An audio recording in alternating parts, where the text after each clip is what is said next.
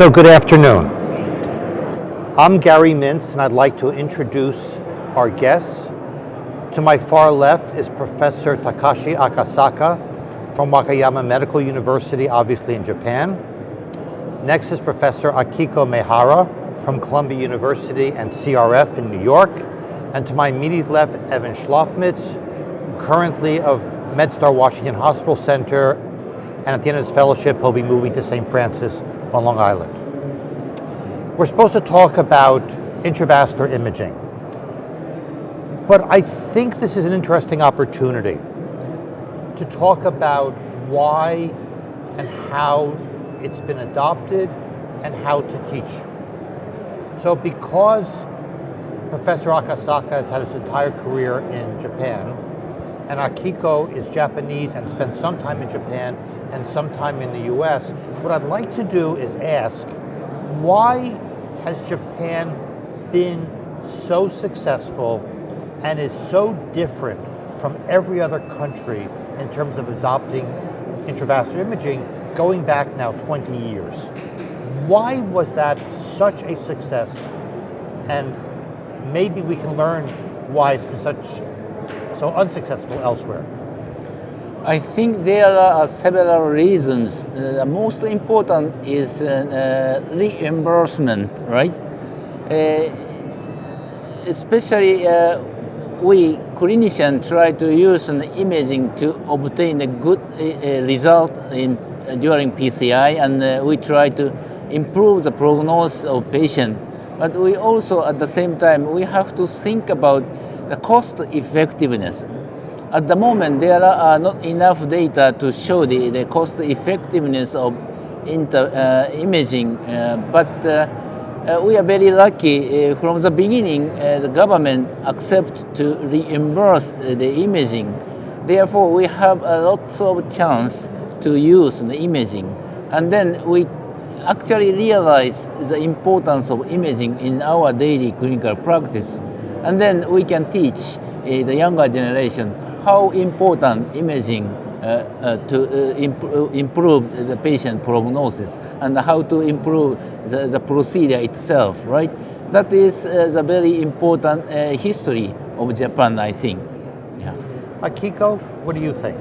I think because I saw both countries in detail by living, and I think one of the differences is really people characteristics, meaning Japanese so detailed.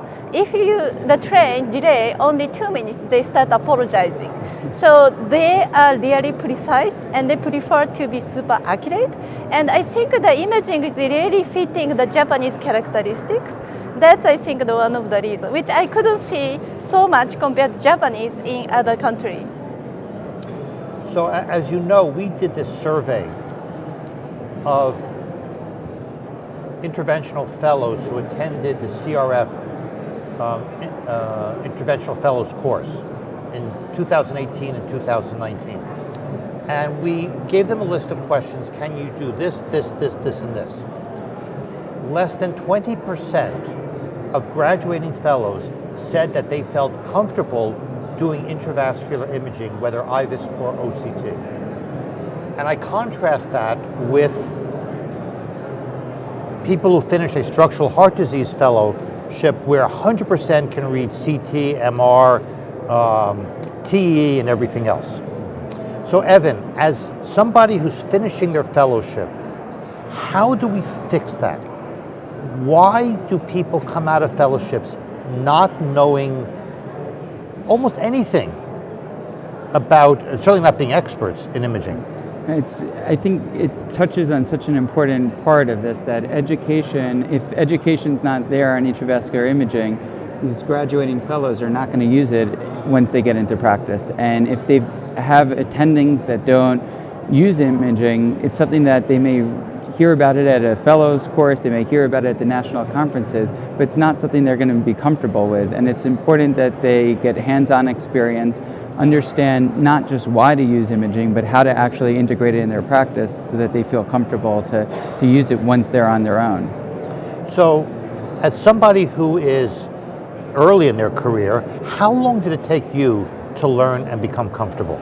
So I was fortunate to have the opportunity to be an intravascular imaging fellow with yourself and Professor Mihara at CRF, and that exposure to intravascular imaging on a daily basis is really what led to the comfort. And it's something you're always learning, just like with every other aspect of medicine. You're always learning about it, but even after the first month, you start to be comfortable with it because it's just a commitment to using it every day, analyzing images every day, and understanding the basics in that foundation. So I think if any physician, whether a fellow or attending, if you commit that the next 2 weeks I'm going to use it routinely on any case where it's clinically appropriate, I think all of a sudden after a week or two you're going to start to increase that comfort, and obviously that's always going to expand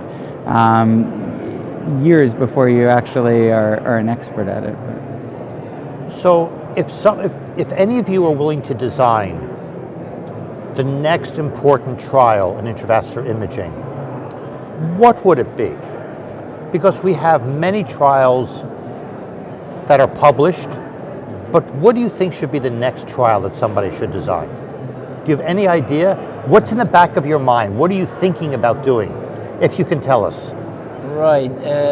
Yes. At the moment, I think the grayscale IVUS, we haven't enough data, right? But some of other intravascular imaging, it is not enough. For example, OCT will have a much bigger data to show the improvement of prognosis by using OCT.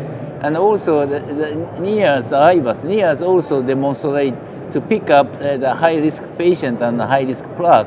But how to use to improve the prognosis, it is very important. So clinical usage and also the improvement of the prognosis is a very important issue, right? Therefore, we have to focus on the new data to show how to improve the prognosis. Right? New data from what modality? For example, OCT or NIAS is a very new, and still there are lots of developing materials. Akiko. Yeah, I think like we are doing the Illuminium 4, and that should be definitive answer. We are going to have the 3,300 patients, Right. and at least 1 year minimum follow-up, and then we should have the target base of failure as the endpoint. That's, I think, how to optimize in the complex subset, I think definitive answer.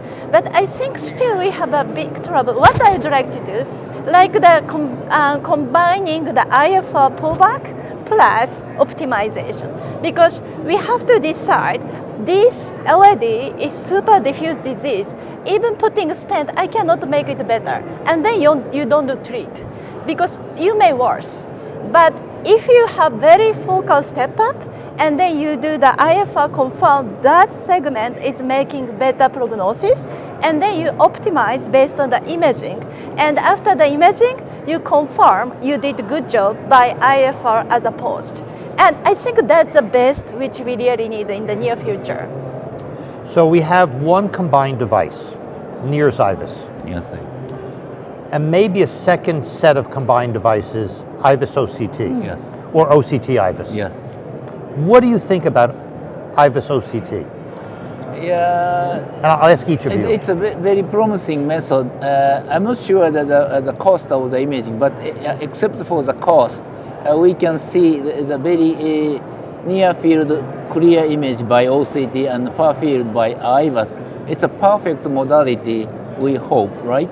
So we can see everything in detail in the near field, and also we can obtain the far field. And also by OCT, we cannot speculate the tissue behind the lipid, but IVUS can do that, right? So it's a very complementary method.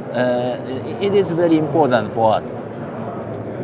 Evan, what do you think? So I think the concept is terrific. It helps overcome the limitations of the other technologies with the combined OCT and IVUS. I think what I'd like to see and what's coming down the pipeline is combining the imaging modalities with physiology would, I think, be able to change practice the most and help to increase utilization. So I think over the next couple of years, with the introduction of virtual physiology based on intravascular ultrasound and OCT. I think that could add to the field significantly, but the concept of the combined dual imaging modality catheter certainly is appealing. Yeah, virtual physiology, that's a good idea. So we do the IVAS OCT or just even one, and then we get the virtual FFR ready, and then virtual FFR is not cross-talk each other, so you can see what is the most effective to treat, right. and then you optimize. I think that's a perfect way to go. So I'd like to thank all three of you for joining us.